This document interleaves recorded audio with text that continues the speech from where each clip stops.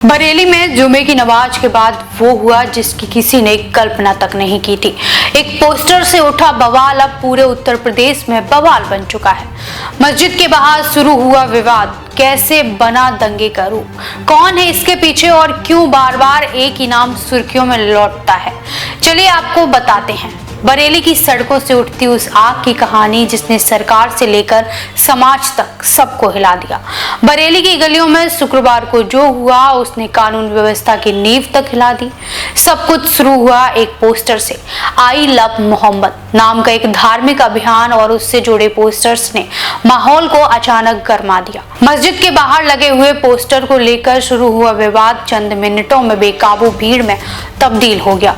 पत्थरबाजी, तोड़फोड़ और नारेबाजी, खलील तिराहा से लेकर इस्लामिया मैदान तक हर तरफ अफरा तफरी मच गई।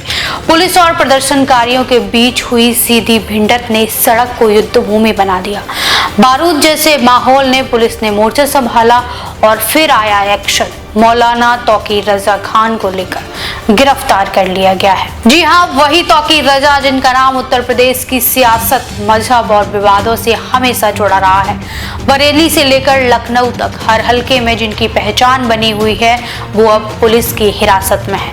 तौकीर रजा खान 2001 में इत्तेहाद मित्तल काउंसिल की नींव रखी, 2009 में कांग्रेस के साथ जुड़े, फिर समाजवादी पार्टी और 2014 में बसपा के साथ मंच साधा किया, लेकिन विवाद हमेशा उनके साए में रहे। 2010 में बरेली दंगे, 2019 और 20 में CAA NRC के विरोध में प्रमुख चेहरा और बांग्लादेशी लेखिका तस्लीमा नसरीन के खिलाफ फतवा, ये सब उनके राजनीतिक सफर का हिस्सा है। धार्मिक मंच पर भी वे देवबंद जाकर मुस्लिम एकता की अपील करते हैं, लेकिन बरेलवी खेमे की तीखी आलोचना के बाद उन्हें माफी तक मांगनी पड़ी।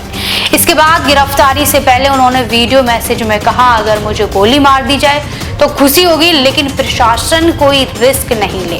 गिरफ्तारी हुई और अगली सुबह अदालत में पेश किया गया। पुलिस ने कुल 39 लोगों को गिरफ्तार किया है। 180 नामजद और करीब 250 अज्ञात लोगों पर दंगा, पथराव, धार्मिक उन्माद भड़काने जैसे गंभीर आरोप लगे हैं।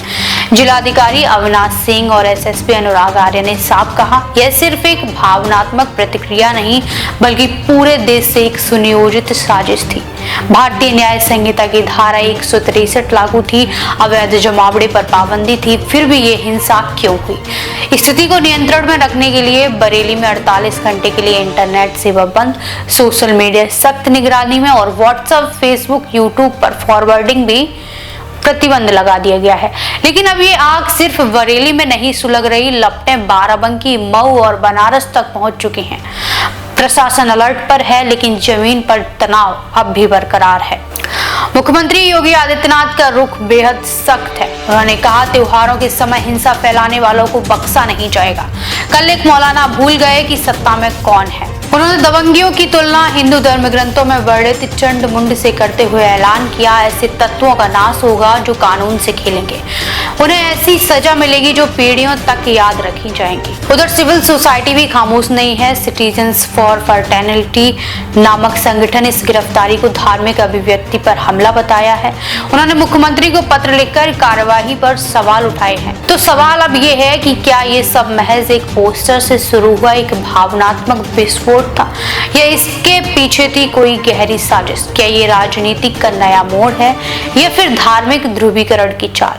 जवाब अब भी हवा में है। बरेली में सन्नाटा है, लेकिन लोगों के मन में गूंजते सवाल अब भी जिंदा हैं, क्योंकि ये सिर्फ एक शहर की नहीं पूरे समाज की कहानी है। देश विदेश की तमाम बड़ी खबरों के लिए देखते रहें किनी टाइम्स। वीडियो को लाइक करें, चैनल को सब्सक्राइब करना ना भूलें।